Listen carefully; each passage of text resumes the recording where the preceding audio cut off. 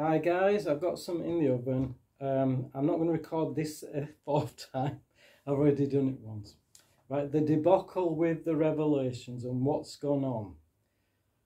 Right, Mattel needs to get a handle of this because Universal Pictures will be watching, and I don't think they'll be happy because they'll be seeing that if the toy sales, if they're up here, if they start slumping down, obviously something's wrong.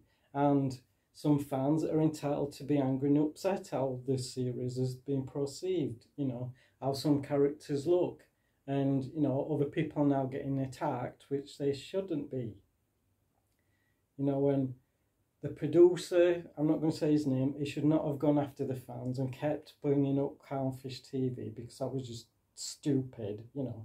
You don't keep bringing them into the conversation, you know. They said what they did. And Netflix then chimes in and saying how this is how people look and this, that and the other.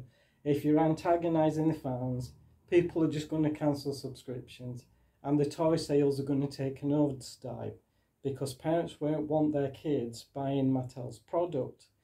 You might get no fans buying it, but the big chunk of the audience that like the show as it is, I got some issues with it. I did enjoy it, still 6 out of 10. I didn't pull it to bits. I just had my penny worth of thoughts. I still buy the Origins figures and yes, a couple of the Revelations, but that's on me. There's still E-Man and Skeleton, no matter what anyone says. But what I'm trying to say is, you know, Netflix needs to calm down and look at the bigger picture. Mattel needs to get in the board of directors and they need to sort this mess out. They need to say, right, the fans are obviously angry and upset and with genuine reason. And, you know, they can have some females and, you know, some women in the office and they can say, we can see where the female E-Mans are coming from. E-Man fans are coming from, you know, that they don't look how the character looks or how the characters are acting. It's completely different to what they used to. So if they get in a room and they discuss it out and actually get people who are fans, you know, to go into the room or speak to fans and listen to them, you know, obviously not as go irate as something like as some people have done, which is their right to do so. Me, I've done it very calmly. You know, some things I didn't like in the show. You know, the magic really isn't there for me at the moment. Maybe in part 2, I don't know. But as it is at the moment, it's like one of those shows like Star Trek and that. I'll just occasionally dip back into it. I'll not like constantly watch it. Same as I don't constantly watch He-Man, She-Ra and all them. Because I'm watching YouTube quite a lot. So other stuff get put to the back burner. But it's still close to my heart. And Mattel's got to be made aware that if this affects their toy sales, then they're going to start pointing fingers. They can't point it at the fans. They have to point it at the producer and the network that the show is on. The, you know, fans are criticising it. And it's fair criticism. There's people who are not fans that have criticised it. So you've got that aspect. All I'm saying is Mattel, you know, needs to be made aware of what's going on. And if it affects their toy sales, they've got to decide what they're going to do next, because Universal's got a chunk in this. I know that filmation for the cartoon couldn't be used. That's understandable. If we'd have been told that to begin with, you know, you could have said this is Teela's journey, that something happens and she's the one that has to bring everybody back together. People would have been a bit better fine. They might have still tuned out anyway, but they would have still been better.